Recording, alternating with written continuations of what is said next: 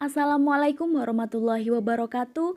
Kami dari kelompok 9 yang beranggotakan Lutfiana Kumalasari, Isanu Akil Syarofi, Sinta Bella Mastura, Nunuk Demes Hermiati, dan Firda Koirunisa. Kami akan menyampaikan materi tentang aplikasi Kahoot dan pemanfaatannya dalam pembelajaran. Assalamualaikum warahmatullahi wabarakatuh. Kami dari kelompok 9 akan mempresentasikan tentang Kahoot dan pemanfaatannya dalam pembelajaran. Baik, langsung saja untuk materi yang pertama yaitu pengertian Kahoot. Mari kita simak video berikut ini. Pengertian Kahoot. Kahoot adalah laman web yang bersifat edukatif yang mulanya diinisiasi oleh Johan Brand, Jamie Brooker, dan Morten Forsvik di sebuah joint project dengan Norwegian University of Technology and Science pada Maret 2013. Kahoot merupakan salah satu media pembelajaran online yang berisikan kuis dan game. Kahoot juga dapat diartikan sebagai media pembelajaran interaktif karena Kahoot dapat digunakan dalam kegiatan belajar mengajar, seperti mengadakan pretest, post-test, latihan soal, penguatan materi, remedial, pengayaan, dan sebagainya. Kahoot memiliki dua alamat website yang berbeda, yaitu kahoot.com untuk pengajar dan kahoot.it untuk pembelajar. Aplikasi Kahoot sebagai platform teknologi pembelajaran mengombinasikan pengalaman evaluasi pembelajaran dengan game interaktif dan dilengkapi sistem monitoring aktivitas para peserta didik. Beberapa peralatan harus dipersiapkan sebelum proses evaluasi pembelajaran dilakukan dengan menggunakan Kahoot agar memperoleh interaksi evaluasi optimal, yaitu 1. Peralatan yang harus dipersiapkan oleh guru adalah overhead proyektor dan layar. 2. Peserta didik menyiapkan smartphone, tablet, atau laptop. 3. Sekolah menyiapkan koneksi internet kuat dan reliable. Platformnya yang gratis merupakan sebuah keuntungan dan dapat menerapkan kuis cepat untuk menilai pengetahuan siswa secara real time. Kuis Kahoot ditampilkan di komputer untuk seluruh ruang kelas atau tim atau pasangan dan siswa merespons aplikasi yang diunduh di komputer, ponsel pintar, atau tablet. Tenaga pendidik bahkan dapat menambahkan video atau gambar untuk mendampingi pertanyaan dan memfasilitasi pembelajaran. Lalu kuis dijawab oleh peserta didik dan siswa menjawabnya secara real time melalui interface yang mudah digunakan, memungkinkan guru untuk menilai kemajuan mereka dan sejauh mana mereka telah mencapai tingkat kognitif yang diinginkan. Peserta didik yang menjawab dengan benar terbanyak akan tertera pada akhir sesi. Papan skor di akhir sesi akan menampilkan pemenangnya. Nilai tambah dari aplikasi ini yaitu kuis dari guru maupun data analisis deskriptif dapat disimpan oleh peserta didik untuk digunakan sebagai referensi. Baik, nama saya Isanu Akil Syarofi. Baik, di sini saya akan melanjutkan materi yang sudah dijelaskan tadi, yaitu di sini saya akan menjelaskan tentang desain, interface, dan fitur. Ini fitur dari Kahoot. Pengertian interface. Interface atau dalam bahasa Indonesianya adalah antarmuka. Interface merupakan suatu layanan atau mekanisme yang diberikan kepada setiap pengguna alat digitalnya. Biasanya, layanan ini berbentuk komunikasi antara pengguna atau user terhadap sistem operasi yang terdapat dalam alat digitalnya. User interface atau antar pengguna adalah bentuk tampilan grafis yang menghubungkan antara user dengan sistem sehingga mempermudahkan user dalam menjalankan suatu program dan eksekusi perintah-perintah yang ada pada sistem. User interface merupakan bagian dari komputer dan perangkat lunak yang dapat dilihat, didengar, disentuh, dan diajak bicara, baik secara langsung maupun dengan proses pemahaman tertentu. Jadi interface ini yang dapat saya simpulkan itu adalah aplikasi. Jadi interface itu seperti aplikasi, tampilannya aplikasi seperti itu. Jadi tampilan aplikasi itu dibuat untuk mempermudah kita, yaitu dengan cara baik disentuh, didengar, dilihat, dan lain-lain seperti itu. Baik, selanjutnya adalah desain interface Kahoot. Kahoot adalah desain pembelajaran berbasis game. Ada beberapa game dalam aplikasi ini. Ada quiz, true or false, puzzle, table answer, pull, and slide. Pada aplikasi ini, kita tidak bisa mendesain sesuai keinginan kita. Akan tetapi kita dipermudahkan dengan fitur-fitur yang ada, di mana fitur-fitur tersebut sangat membantu dalam membuat game pembelajaran. Jadi gini, di pembelajaran Kahoot itu adalah desain pembelajarannya itu berbasis game. Jadi tampilan aplikasinya itu berbasis game. Gamenya itu ada quiz, true false, puzzle, tips answer, pulse, dan slide. Untuk puzzle, tips answer, pulse, dan slide itu adalah berbayar. Jadi yang tidak berbayar di Kahoot itu cuma quiz dan true or false. Dan penggunaan pada aplikasi Kahoot ini tidak bisa mendesain sesuai keinginan kita. Itu maksudnya di aplikasi Kahoot itu ya desainnya seperti itu. Kita itu mengikuti apa yang sudah didesainkan oleh Kahoot, seperti itu. Jadi kita dipermudah tidak mendesain tampilannya, gambarnya seperti apa, tidak. Jadi kita tinggal mengupload gambar, memberikan deskripsi singkat, dan sudah jadi seperti itu.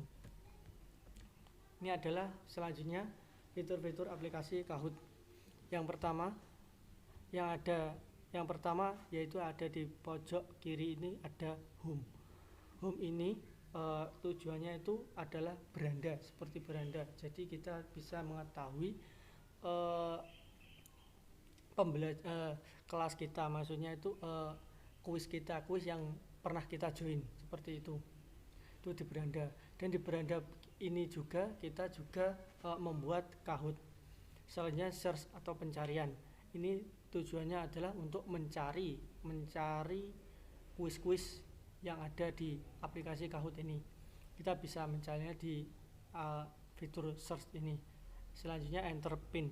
Enter pin ini adalah seperti undangan, semisal guru itu memberikan suatu kodenya kepada anak siswanya. Lah, anak didiknya itu melakukan atau mengenternya atau mengenter pin itu melewat enter pin ini.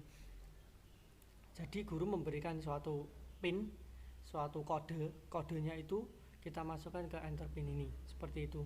Lalu kita bisa join ke kuis yang diberikan oleh guru tersebut. Selanjutnya ada create. Create ini tujuannya untuk membuat. Jadi untuk membuat suatu Kahoot ini kita disediai create Kahoot ini. Untuk create Kahoot ini tampilannya akan seperti ini. Jadi pertama itu ada ini yang sebelah kiri, yang sebelah kanan, jadi kanan. Itu kita bisa memasukkan cover image untuk sebagai thumbnailnya. Ini nanti akan dijelaskan tersendiri. Selanjutnya kita mengisi judul, deskripsi, dan jika kita ke quest, quest ini kita bisa memilih antara quiz, true or false, puzzle, tip answer, dan lain-lain. Tapi untuk yang ada gambarnya ini adalah berbayar, seperti itu. Selanjutnya My Games. Fitur yang terakhir yaitu My Games. My Games ini itu kita bisa mengetahui game-game yang sudah kita buat, seperti itu.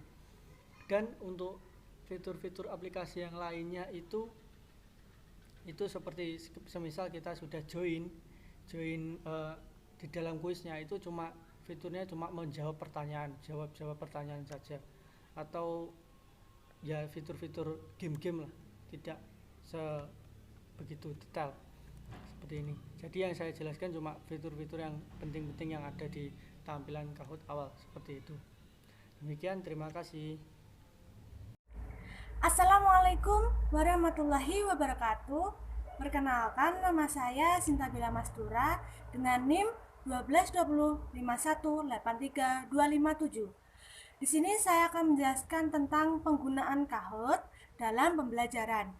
Yuk, simak video berikut. Penggunaan Kahoot dalam pembelajaran. Kahoot adalah suatu game interaktif berbasis pendidikan yang di dalamnya terdapat beberapa icon untuk dikembangkan. Beberapa pengguna Kahoot dalam pembelajaran sebagai berikut. Yang pertama, merangsang minat peserta didik. Karena games ini menarik dan dapat meningkatkan semangat peserta didik untuk menjawab atau mengerjakan games yang telah diberikan oleh guru kepada mereka, membuat peserta didik semangat dan berlomba-lomba untuk menjawabnya. Karena rasa penasaran mereka terhadap apa pertanyaan atau game selanjutnya. Oleh sebab itu, membangkitkan semangat peserta didik untuk lebih giat lagi untuk belajar.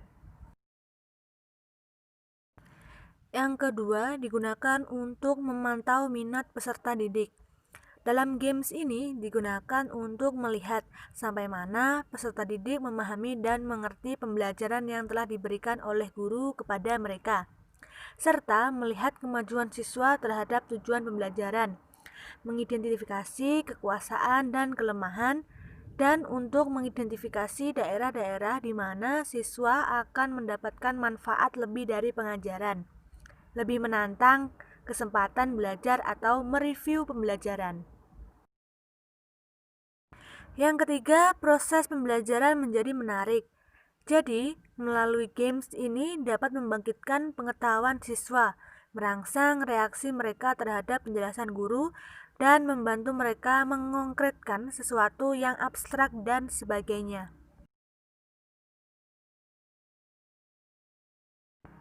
Penggunaan Kahoot biasanya digunakan untuk penilaian formatif, untuk memantau setiap kemajuan siswa terhadap tujuan pembelajaran, mengidentifikasi kekuatan dan kelemahan, dan untuk mengidentifikasi daerah-daerah di mana siswa akan mendapat manfaat dari lebih satu ke satu pengajaran, lebih menantang kesempatan belajar atau review dari pengetahuan dasar untuk subjek itu.